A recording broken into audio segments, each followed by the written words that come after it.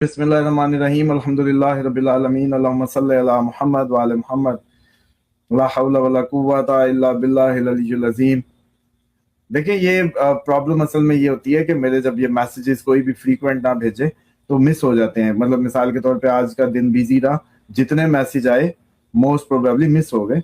अब जब मैं उठाने के लिए अगले दिन तक अगर पहुंचा तो और आ चुके थे, तो वो छुप जाते हैं। एक तो ये होता है कि मुझे मैसेज के लिए मैं अमूमन कहता हूँ अपॉइंटमेंट्स में भी, बाकी भी, कि आप बार बार करेंगे माइंड नहीं करता मैं, आप बार बार करेंगे तो सामने रहेंगे वरना आप गुम हो जाएंगे।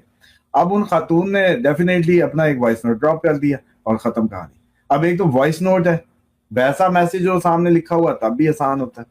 तो खैर उन्होंने आप लोगों के लिए ही भेजा, दुनिया के जो लोग हैं सब उनके, जैसे आप लोग व्यूअर हैं हमारे, तो बेसिकली तो उन्होंने आप लोगों के लिए भेजा ये पैगाम और मुझे भेजा। खैर कि आप अगर लोगों को शेयर करें तो अच्छा है और मैं खुश होता हूँ ऐसी, क्योंकि हम अगर इंडिविजुअलिज्म में रहे तो आगे सर्वाइव नहीं कर सकेंगे। आपको, मुझे, हम सबको एक होके सोचना है और हर किसी को टीम की तरह हमें काम करना है। तो किसी को कोई सच्चा ख्वाब आता है, टाइमली उसको बताना चाहिए, टाइमली हम उस पर वो करें। जैसे अब ये सूरत फील पढ़ने का हुक्म था ख्वाब में, हमने उसको मिस कर दिया। बल्कि आप एग्जैक्ट अगर वर्डिंग कहें तो मैं ये सुनाना चाहूंगा ताकि लोगों को भी अंदाजा हो कि एग्जैक्ट वर्डिंग उनकी जो जहां से स्टार्ट हो रही थी, ये थोड़ी सी बस इसमें सुन लें और ये इस पे बल्कि देख भी लेंगे। ये 19 फरवरी लिखा आ रहा है, पता नहीं इस पे सीधा नजर आएगा कि नहीं। 19 उल्टा देखेंगे तो शायद थोड़ा नीचे, हाँ ये 19 फरवरी है और ये है। अस्सलाम वालेकुम उसामा साहब। मैंने कल रात में ख्वाब देखा है कि जैसे ईरान पर हमला हुआ है और ऐसे लग रहा था जैसे हुआ तो हमला ईरान पर है, लेकिन उसका इम्पैक्ट जो है वो at a micro level every individual को आया है। और जैसे I am also getting impact, और but it is in some thoughts it's like Iran is getting really impact। और ये कहा जा रहा है कि सूरह फील पढ़ो। फिर मेरी तरफ ये अब देखें कि उन्होंने जो एग्जैक्ट वर्डिंग चेक करें कि सब इम्पैक्ट हुए। ये बेसिकली किसी दूर फॉरेन कंट्री में है। उन्होंने कहा था कि आईडी मुझे मतलब नाम बताइएगा, एंड पे वो कहती हैं इसमें कि आप वैसे इसको शेयर कर दें। तो बहरहाल वो जिस मुल्क में, डेफिनेटली अब आप देखें कि इस जंग से सब इंडिविजुअल अफेक्ट हुए हैं किसी ना किसी तरह। और लेकिन हम लोगों ने अनफॉर्चुनेटली ये मिस कर दिया जो मैसेज होगा डिवाइन हमारे लिए सूरत फील पढ़ने का। तो अब बहरहाल अब भी ये है कि सब सूरत फील ही पढ़ें अभी भी जब तक ये जंग जारी है। एक तो इससे हमें ये इंडोर्समेंट मिल रही है और सूरत फील का एक बड़ा ताल्लुक है, आपको पता है, एटमी हमले से। रिजवान साहब, सूरत फील का बड़ा कनेक्शन है आपके एटमी हमले से। आपको पता है जो सूरत फील में अबाबील की, इतनी सी अबाबील की चूंच में इतना सा जर्रा क्या होगा जो हाथी पे गिरता था और वो भुस हो जाता था, यानी कि उसको कोई खून नहीं निकलता, कोई काट वाट नहीं आता, पर भुस। तो वो ऐसा महसूस होता है कि कोई यूरेनियम की कोई ऐसी फॉर्म थी कि वो अल्लाह ताला की इज़्ज़त से, कुव्वत तो हर चीज के पीछे उसी की है, तो वो जैसे गिराते होंगे वो एक एटम की तरह काम कर रहा था, एटम बॉम्ब की तरह, कंट्रोल्ड एटम बॉम्ब की तरह काम कर रहा था। और दूसरा वो जो अबरहा था वो ताकत और हाथियों का लश्कर था उसका बहुत बड़ा, और उस पे उसको मान था। दो चीजें अब इसमें रिजेम्बलेंस इस ख्वाब में जो समझने की आप लोगों के लिए, एक तो ये है कि वो सूरत फील का हुक्म जो है, सूरत फील का जो हुक्म है वो हमें जो है वो ये बताता है कि उस सूरत फील में हुआ क्या था। अबरहा हाथी वालों का लश्कर लेके आया था एक बहुत ज्यादा। अबरहा का लश्कर जो है वो बहुत अपनी उस वक्त की अमेरिका था, हाथी थे, बड़े बड़े हाथी थे और चढ़ाई थी। और अब जो अबाबिल भेजी गई थी अल्लाह की तरफ से वो उन हाथियों को तबाह कर रही थी। और आज आप देखें कि ये जो इब्राहिम लिंकन और ये जी जेराल्ड फोर्ड और जी फलाने फलाने जो बैरी बेड़े हैं, इनको हाथी समझ लो। और आज का अबरहा जो है ये आपका अमेरिका बना हुआ है। और फिर देखें कि त्यारे भी गिरते हैं, F-35 भी गिरते हैं, टोमाहाक और चलते हैं, और क्या कुछ होता है, किस तरह से ये सारी जंग अब तो हम देख ही चुके हैं। खैर, तो मुझे ये लगता है कि, और दूसरा एटमी हमले की भी बात, जैसे कहते हैं ना कि जब हमें सूरत फील में वो तो एटमी हमला ही नजर आता है अल्लाह की तरफ से, और दुश्मन की शिकस्त नजर आती है। تو مجھے یہ لگتا ہے کہ یہ خواب کے 2-3 ڈائمنشن تھے. ایک تو ایران پہ اٹیک ہونا کا بتانا، وہ سچ ہوا. پھر پوری دنیا کے لوگ افیکٹ ہوں گے، یس ایوری انڈیویجول ہوا کیونکہ پرائسز ہائیک کر گئی، سب کو مسئلہ پڑا، پاکستان میں، دنیا میں، ہر جگہ. تیسرا صورت فیل کا حکم جو ہے وہ اس کی پراپر نقشہ کھینچتا ہوا بتاتا ہے. تو اس میں ہمیں یہ واضح طور پہ پتہ چلتا ہے کہ صورت فیل بذات خود اس جنگ کے نقشے کو بتاتی کہ ایک تو اللہ کی مدد آئے گی، دوسرا چھوٹے چھوٹے ابابیل، حالانکہ ایران کوئی ایئر فورس نہیں رکھتا اور وہ بھی ایئر فورس نہیں رکھتے تھے اس وقت. اور آپ یہ دیکھیں کہ پھر بھی دنیا کی بڑی طاقت جو ہے ابھی اس ٹائم منہ چھپاتی پھر رہی ہے. یہی صلح کی باتیں ہو رہی ہیں اور پاکستان کی دوبارہ میٹنگ اور دوبارہ پاکستان وینیو سجنے والا ہے اور اس طرح کی جو ابھی آپ خبریں بتا رہے تھے. تو یہ دیکھیں کہ کیسے کیسے طیارے گرے، کیسے کیسے جہاز گرے جن کی ایئر فورس بھی نہیں ہے. تو یہ مجھے لگتا ہے کہ یہ خواب بالکل اپنے آپ میں مکمل طور پہ ایران کی اس کا نقشہ کھینچتا ہوا تھا، خصوصاً سورۃ فیل کے جو پڑھنے کے حکم سے. وہ پڑھنا 2 طرح سے ہوتا ہے، رٹے مارنے کے لیے نہیں پڑھنا ہوتا. قرآن کبھی بھی رٹے کی چیز نہیں ہے، قرآن سمجھنے کی چیز ہے.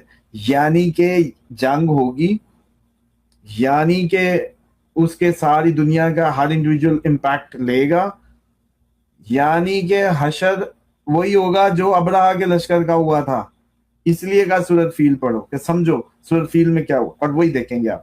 تو اس سے یہ ثابت ہوتا ہے کہ ایران کی جو جنگ ہے اس میں غیبی مدد شامل ہے، اللہ کی مدد شامل حال ہے. شہیدوں کا خون رائے گا نہیں جائے گا، فتح انہی کے نصیب ہوگی. اور اس ٹائم امریکہ کے لگتے گھٹنے اور جس طریقے کی وہ دوبارہ باتیں کر رہا ہے اس سے صاف واضح ہے کہ دنیا کی آخرکار دنیا کی ایک سپر پاور کو ایمان کی طاقت نے بغیر کسی ایئر فورس کے، بغیر کسی بہت بڑی تگڑی اس کے، صرف قوت ایمانی اور جذبہ شہادت اور امام حسین علیہ السلام کی جو عزاداری ہے، انہوں نے اس قوم کو یہ تربیت بخشی کہ انہوں نے ایک بہت بڑی سپر پاور کے گھٹنے لگا دیے. اور آج وہ اس چکر میں ایک چھوٹے سے اس ملک میں جو ہمیشہ ان کے قرض پہ اور ان کے IMF پہ چل رہا ہوتا ہے، اس کے پاس بیٹھ کے آنے پہ مجبور ہے. اس کا ڈیرا سجے گا، وہ اس کا ڈیرا سجے گا. تو ڈیفینیٹلی ایران کا یہ کریڈٹ بھی ہے کہ آج تک اگر وہ ابھی نیست و نابود ہو گیا ہوتا، اگر آج رجیم چینج جو سو کالڈ کہتے ہیں ہو گئی ہوتی، آج ایران گر گیا ہوتا، تو پھر کون سی پنچایتیں لگنی تھی سر جی؟ کون سی صلح ہونی تھی؟ کون سے مذاکرات ہونے تھے؟ مذاکرات ہو ہی اس لیے رہے ہیں کہ گھٹنے لگ گئے ہیں.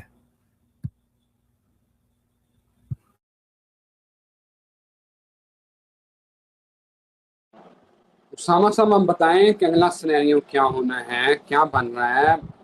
دوبارہ سے وہی گونج، وہی باتیں، مذاکرات پھر شروع، دوبارہ آپ نے بتا دیا ہے. تو کیا یہ بین بڑھنے چڑھے گی؟ کیا ہونا کیا یہ تو بتائیں نا. میں نے تو اپنی ٹرانسمیشن بھی پلان کر لیا ٹی وی کے لیے، پھر میں نے پورا نہیں کر لوں.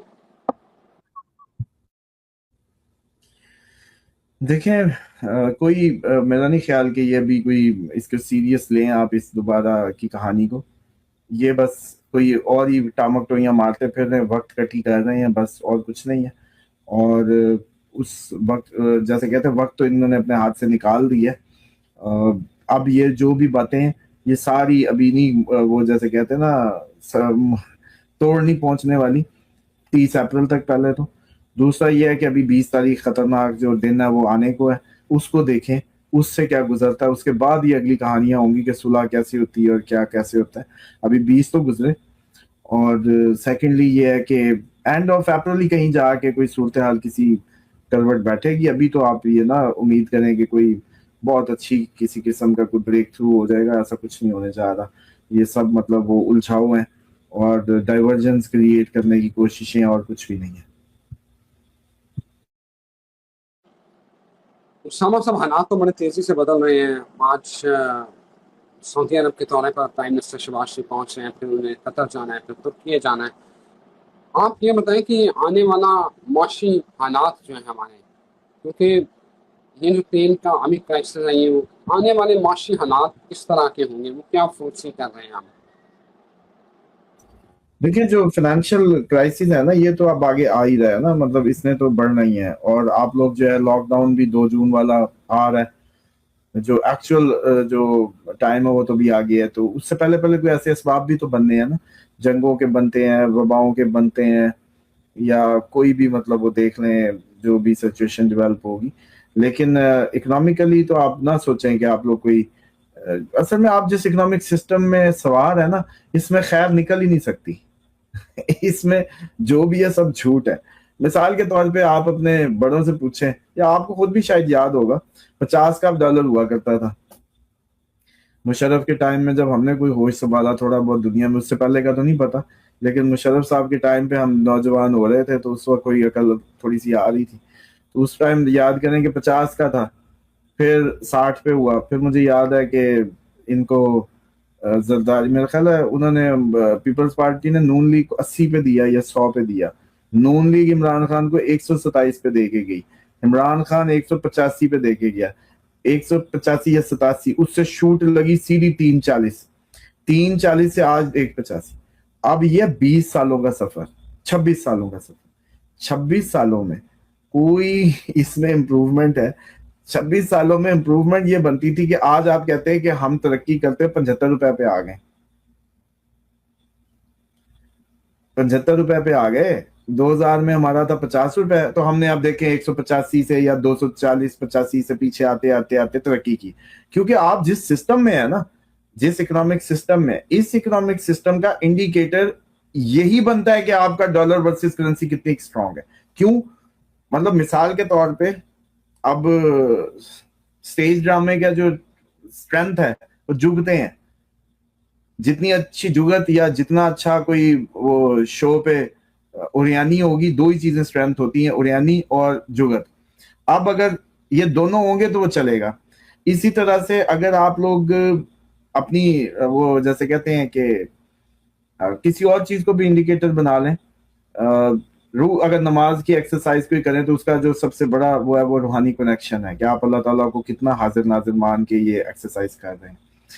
तो इसी तरीके से चावल बनते हैं, तो चावल की सक्सेस क्या है जी? चावल खड़ा खड़ा बने, अलग अलग दाना दाना अलग हो।